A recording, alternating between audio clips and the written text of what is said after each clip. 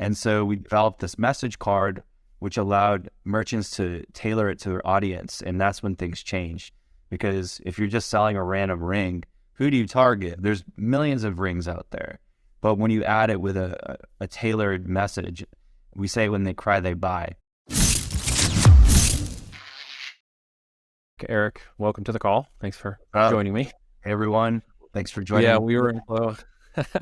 We were in flow, and I thought I better stop and hit record. But tell me some of the things you were just talking about with ShineOn that you guys are working on right now. So we're launching a FBA service. So we'll send a bulk order to Amazon on your behalf. We're really excited about that. We're really excited about cash on delivery. So at ShineOn, I like to say we eat our own dog food. So like anything we give to the merchants through our app, any of the services we create, like we're sellers too. So we'll actually sell everything ourselves first. And so Amazon, we're starting to get some decent traction there. I think it's good. It's good passive income. We have one gentleman who we hired in-house who was actually selling our product on Amazon. And we just said, hey, can you teach other people to do this? So we'll have an Amazon course for ShineOn soon. And then, cash on delivery is huge in Europe. So in like Portugal, Poland, Hungary, every country is sort of different on how they do their payment processing. Germany loves Klarna, for example, but nobody in print on demand is doing cash on delivery right now. And we see it as a huge opportunity. There's CPAs of like $5 in Poland, for example. So we're going to launch our cash on delivery service soon via the ShineOn app. Now, for people who are not familiar with ShineOn, can you give us a quick rundown of what it actually is and what you're doing? Yeah, ShineOn it's a print-on-demand service and Shopify app. We're number 3 in the App Store, Shopify's App Store for the word print-on-demand. We're a lot like Printful and Gelato that are billion-dollar companies, except we do all the alternate products they don't do. So we really focus on gifts, especially family gifts. So that's jewelry, wallets, watches, canvases and wall art and stuff like that. But personalized and small is usually our forte. Excellent. So cash on demand in Europe. I assume you got a facility out there that's helping support that? Cash on delivery. Yeah, so we have 2 facilities. We have our Tampa, Florida factory, and then we have basically a half-size version of it in Amsterdam. And so we're learning a lot about selling in Europe. It's a little bit of a bitch, but that's why it can be fruitful once you knock through those barriers to entry. Now, what kind of product particularly are you seeing the most of right now in your print on demand? What is it still mugs? Is it t-shirts? Like, what are you kind of seeing in terms of trending? We've almost sold, definitely over $100 million of our core product, which is essentially it's a Hallmark card that you customize as the merchant. So you tailor that card to your audience, and then that card goes inside the jewelry box, and there's a necklace that is over both. So it's just a jewelry box with a Hallmark card inside, and that crushes. All of our hard SKUs, the jewelry items that you see in our catalog, like these are all top selling products on Amazon. But we bought them ourselves. We tried reselling them on Amazon and through DTC. We just couldn't make it work. And so we developed this message card, which allowed merchants to tailor it to their audience. And that's when things changed. Because if you're just selling a random ring, who do you target? Like, do you just target women? And there's millions of rings out there. But when you add it with a tailored message, we say when they cry, they buy. So if you can get them to cry, they'll. Yeah. How did you get into this business, Eric? Did you fall into it, or were you a seller yourself that ended up starting ShineOn in terms of growth? Like, what was the need and where did you start? I've actually never been a seller. I've never been a seller at all. I've always wanted to help people make money. So I set up a jewelry supply chain for custommade.com. If you go to custommade.com right now, you can see what it is. But basically you send in your drawing or your image for a piece of custom jewelry that you want. And then they'll go through the process of making a 3D model. And then you hit buy and they'll actually manufacture it and ship it to you. So I was setting up this supply chain. Right around the same time Teespring started exploding, that I know you're familiar with, Neil.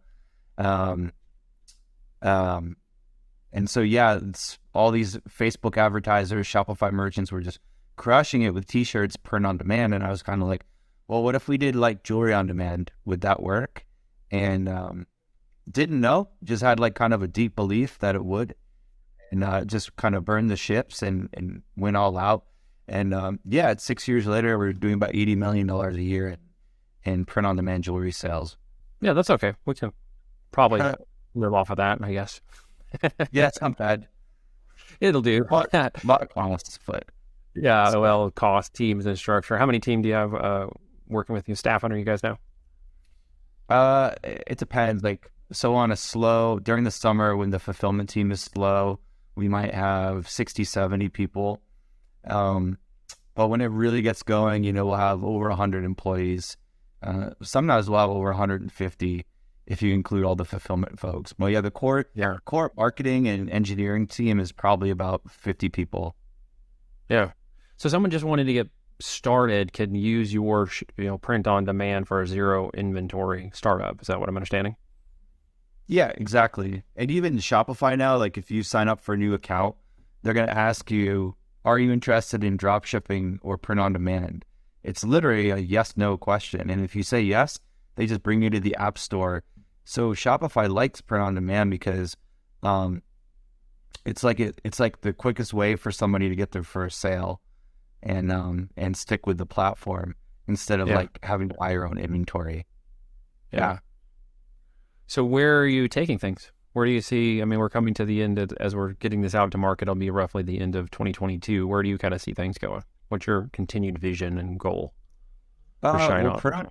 I think print on demand is still kind of in its infancy, even though it's pretty huge here and it's pretty big in Europe, but there's very little infrastructure in South America. So we're looking at going into Brazil, which is a huge market. They use social media even more than we do. And the CPAs are low, like $2-3 CPAs. Of course, like the retail is about, half price, but it still comes out to better profit margins than here. So yeah, we're looking into Brazil, South America, Australia, and just do they also subscribe more to that COD like the European side? Is that part of the opportunity too? No, so they don't do cash on delivery. Okay. They will do this. Yeah, it's great. Global commerce is fun, but yeah, like cash on delivery. There's Klarna in Germany, and what Brazil does is basically everything is sort of like payment plan. Even like if you buy a flight in Brazil, they're going to give you an option to split that into 4 or 8 payments. So even e-commerce there is a lot of the same way because very few people actually have access to credit cards there. And yeah, credit really changes in industry and e-commerce in different countries. The more access to credit they have, the more they'll buy online because it's basically a whole trust system. So as credit emerges in South America, I feel that e-commerce is just going to explode there. Yeah, we're still very much what feels like a lot of early adoptions for quite a few of the markets in the world, aren't we? I mean, it seems like in some areas we're mature to the point of almost feeling saturated, maybe in the United States or other places, but in the global economy, we're still kind of wide open in early adoption to the internet, aren't we? Yeah, for sure. Like I only have a little bit of experience with South America. My fiance is Brazilian, but like, sure, I'm looking out like Africa. I know nothing about that market, but people that do, I'm sure they're going to be able to crush it and absolutely crush it if they're not already. But yeah, it's just like it's barriers to entry. It's learning. It takes time. There's going to be very little profit for the first 2 years of you going to a new market like that. So it's a total commitment. Yeah. Well, that's part of the visionary role of being a CEO, isn't it? Is to kind of help lead forward and understand, where the opportunities and risks are and strengths and weaknesses of your business, aren't there? Yeah, I think it's just learning, really. It's I think anyone in e-commerce who's doing well, we're professional learners. in real time because everything Yeah. changes so quickly, you know? Yeah, it could change by the week, it can change by the day sometimes. We were talking and lamenting a little before we started recording about how Big Check has kind of made some of that requirement for agility and versatility in this e-commerce model, as we're playing with certain platforms that people like to say you partner with these platforms and they have your best interest, but in actuality, you can run into some major challenges if they don't like what you're doing and simply just end it for you. If they determine they don't like the game you're playing, as we just discovered, one of our stores that got completely killed by Shopify for reasons I don't really understand just yet. Even though we're all in full compliance, that's the game. So now we move to a new platform that we can control more of. So, agility is the name of the game, isn't it? Oh, absolutely. How's WooCommerce going for you? What do you think of it so far? Well, I mean, I would acknowledge WooCommerce and Shopify in my brain down to those who like Android and iPhone. There are purpose and utilitarian aspects of each one that some people like and others do not like for various reasons, whether it's interface or features or buttons or how easy it is to use or how much you can configure. WooCommerce is one of those more, I would analogize, on the tinkering Android system configuration side, where you've got to do a little bit more technical work to kind of get it where you want. But it's pretty robust. There's a lot of features, there's a lot of plugins, there's a lot of adaptability to it, which can be one of the challenges too, because there's so many things you can configure. But once it's set up and running, it's very stable. It's running millions of websites and e-commerce around the world long before Shopify was around. But Shopify has that more kind of iPhone feeling where I just push a few buttons and it has a little more slick interface, and it kind of feels like I can get moving a little quicker and a little bit more intuitive in some ways. So, that's how I would acknowledge it. Does that make sense to you, or do you echo that? Or would you? It's more open source, like Android. Yeah, it is. And it gives you that ability to change and be more flexible, which means you can also break things or get confused as to which checkbox you didn't check correctly and why is it not working, which is a lot of the reasons why eventually I moved off PC and went to Mac fully. In my own personal life in the past, was tinkering with Windows just got really annoying, and dealing with that nonsense and moving to a Mac and an iPhone, I just don't deal with any of that technical stuff anymore. Man. Yeah, so going from Shopify to WooCommerce or dealing with those two kind of feels a little bit like that to me at times, from a technical perspective. On that side. But as we play in the Amazon game, we play a very different technical role within their system of control and buttons that you have to push, which can also break things if you don't do it right too. Where do you think Amazon's heading? I know, I heard a VP speak about 2 years ago, and they basically said they are making this big push into brands. So not just like their own private label, but they want basically storefronts within Amazon, and they really want you to create your brand within Amazon. Is that still the case? And for 5 years, we've been talking about brands and management of brands and branding really being the only way to create longevity in an e-commerce business, but also within Amazon's ecosystem, which is in the antithesis of the drop shipping print-on-demand world for Amazon, which typically sees people doing more individual, less, LLC formations, not really being able to, or knowing how to get brand registered, or even going as far as trademarks with their brands to create their IP. So we've pushed as many people as would listen towards brand IP, trademark registration, etc. Because Amazon likes it. We know it because they give us brand registration managers. They give us more distribution. They'll unlock different contents and features. Even now, the ability to direct email the consumer base from within Seller Central. So they're making it easier for brands. They're making it harder for people who are not playing the brand game on Amazon. And in the last 2 years, they've accelerated policies they've had in place. They simply just did not enforce them. And with that acceleration, to answer your question, has come a lot of change in Amazon's marketplace and a lot of screeching from those who are not playing in the brand game on Amazon. Those who might be doing wholesale or retail arbitrage and drop shipping with wholesale or FBA are finding it much more difficult to play in that game. Amazon's simply making it harder for them. Just, you need to be able to prove you're a business with a brand. Do that, and it kind of unlocks the whole system of opportunity for you. Okay. So they went through this huge purge of Chinese sellers. Yep. 500,000 accounts. Last year, they killed $15 billion in sales with accounts that were improperly violating the terms of service. They just had been in a gray area for quite a long time. Some of the largest stores on Amazon were shut down because they were doing black hat initiatives in the background. They just never got caught in compliance, and then they did. So Amazon has made a really concerted effort, which is great for those who play the game of intellectual property and brand management within their business as a true e-com model, to gain that benefit of the structure and access to the traffic and other tools and resources that they will give you and support you on, including moving you to multiple marketplaces by helping you get those marketplaces open within your brand management team. So there's a lot of things you can do there when you do it that way that open up opportunities. It's just a little more work, Eric. That's what it gets down to. It's a little more startup work than some people are willing to do. It creates a higher barrier of entry than previously was there. But still, nonetheless, it creates a huge opportunity for those who take brand opportunity into Amazon. That answer your question? That was a long-winded answer, but yeah, for sure. Still significant upside potential. Even those who do print on demand and stuff, if they can get registered and create a brand, will have a much greater organic traffic and upside potential in the platform than just flipping products for profit without any particular goal or business direction in mind with where they're going.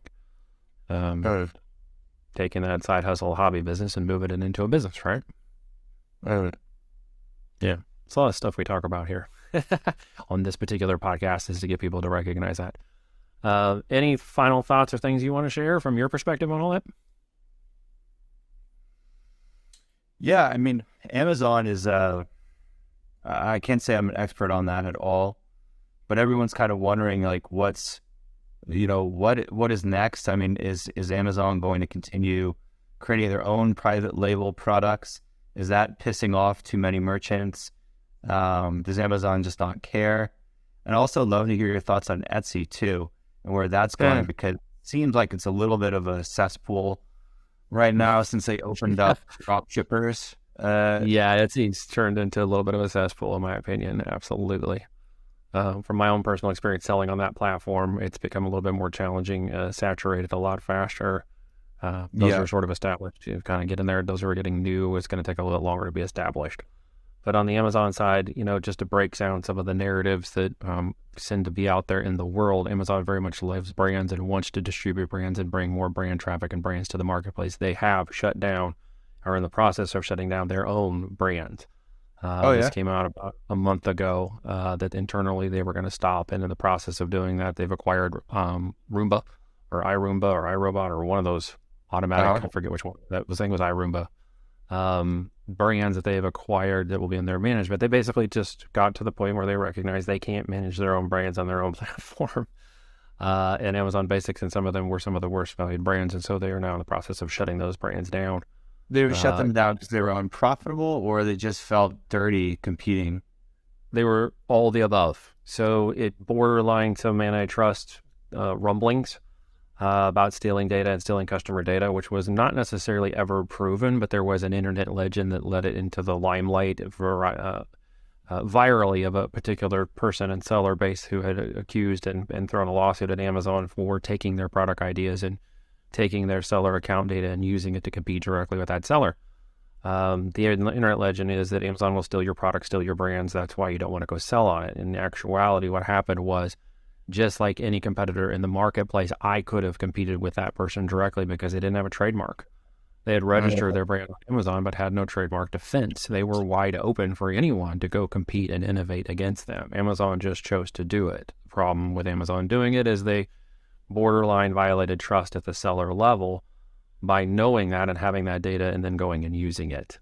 It's another thing for me as a seller to go on in the marketplace and said, here's a seller who's open, and oh, by the way, they don't have a trademark, and oh, I can see their manufacturing level and I can figure out where their products are coming from. I can innovate a product and go compete with them in the market and become competition to them. It's very different because I'm using data or estimates or information that I can gather from a competitive advantage. I don't actually have a database I can pull up and look at their stats and their products like Amazon can.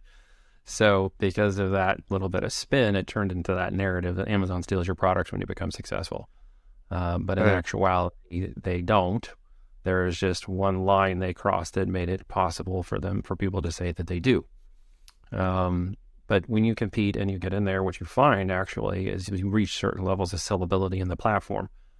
They want you to become the more dominant brand. They want you to have a better, because they're selling to the customer and they want a really good customer experience. We, the sellers, are selling to the algorithm in the system to get it to show more distribution and traffic so that the customer has a good experience and the reviews are good and the product is better than, and everybody has a great experience. If you know your place and know your role in that, then you understand the opportunity that it gives you, which is a lot of opportunity, frankly. Yeah. If you take it. And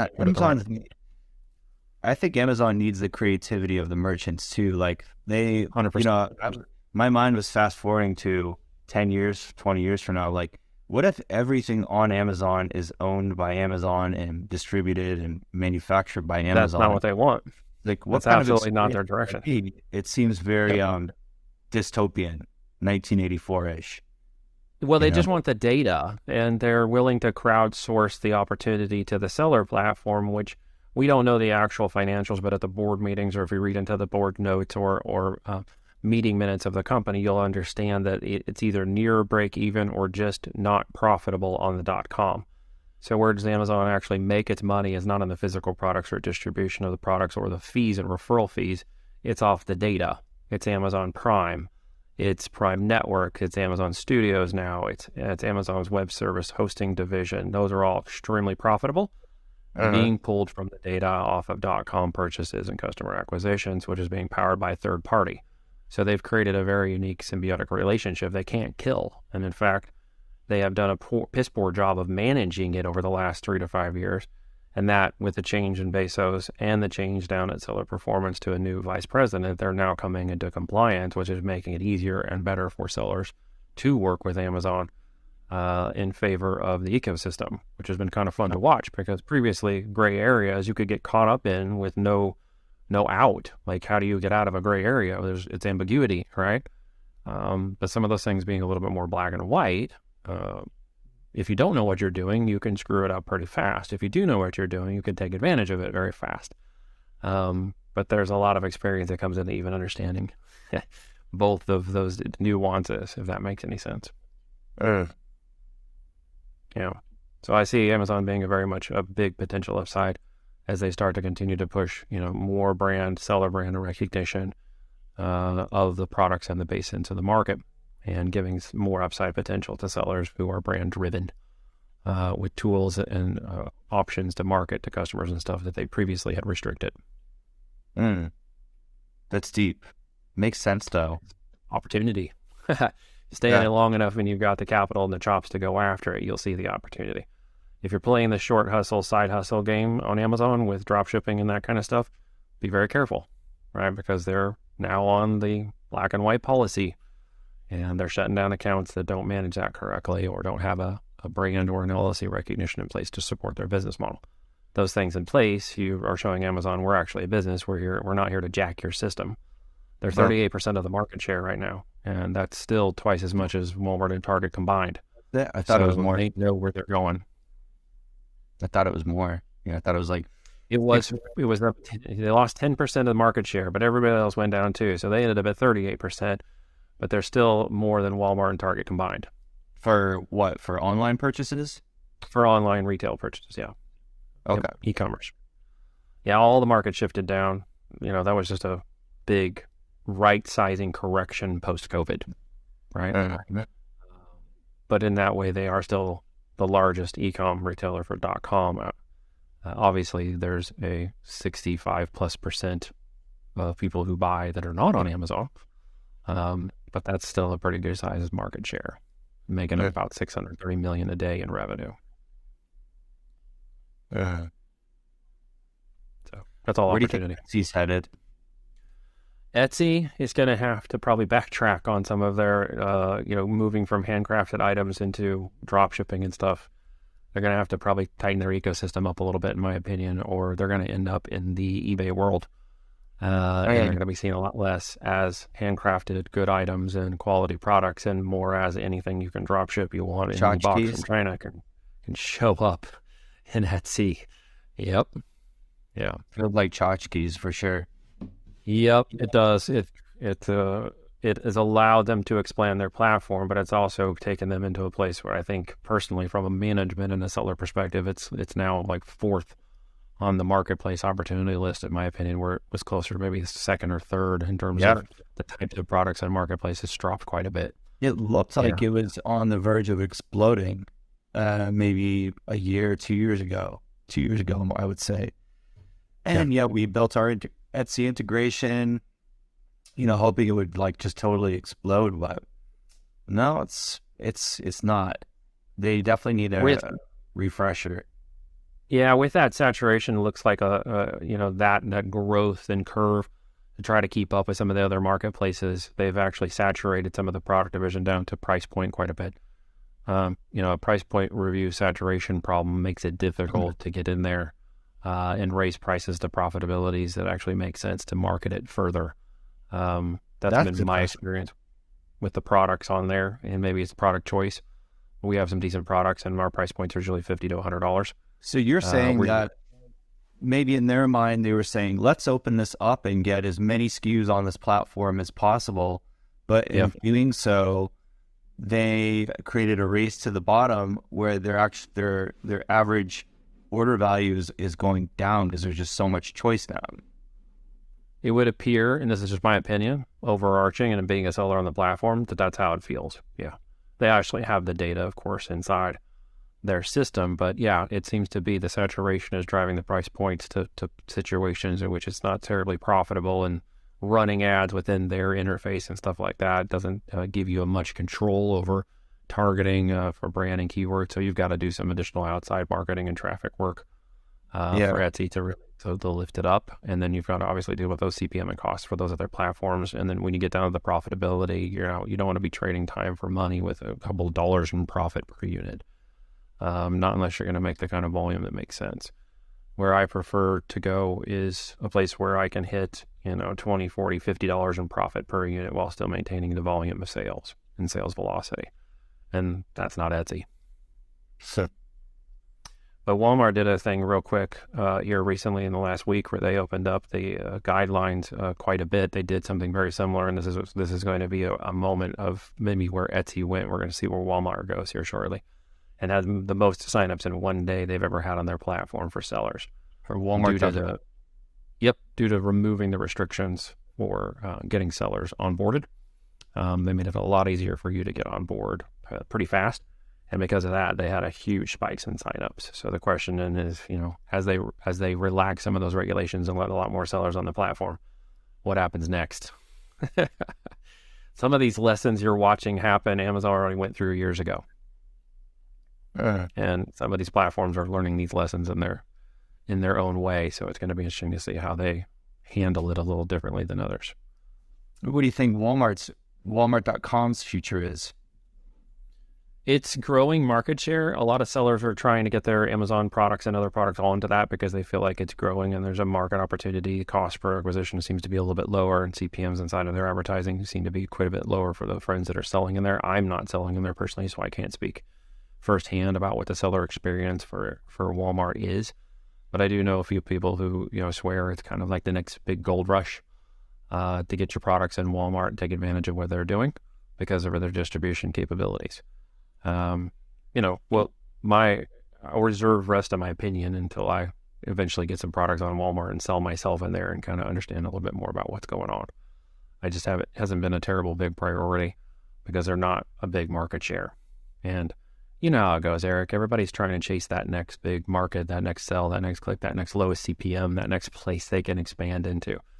And sometimes staying in the fundamentals is okay while other people go out and explore, right? So that's where I'm at. Well, man, it's been an interesting conversation. Yeah, I agree. I appreciate you coming on. Yeah, we'll go deep, man. That's what we do here. But I'll probably cut it off for now for those who are still listening because we're about 30 minutes in. But any other final word? I'll let you have the last word on things you want to talk about, leave with people as we go out the door here. No, I might have to jump on with you again. We might have to do a part 2 because it's definitely want to jump into Shopify more with you and all the channels, TikTok and YouTube Reels and all their shorts and stuff like that. Yeah, I've been working on some of that too. I've got to Training some of my Like, people on Utah, TikTok lead generation, which has been very good, especially with brand referral links on Amazon. That's a great way to build an email list and obviously impact your sales on Amazon positively. TikTok is a hot marketplace right now for that. It's a hot marketplace for any e-com, frankly, if you think about it. List building, email follow-ups, e-commerce, that's where the money's at. I'll hit you up about it. All right, my friend. Well, let's keep having the convo. Thanks for coming on. Yeah, thanks for having me. See everyone.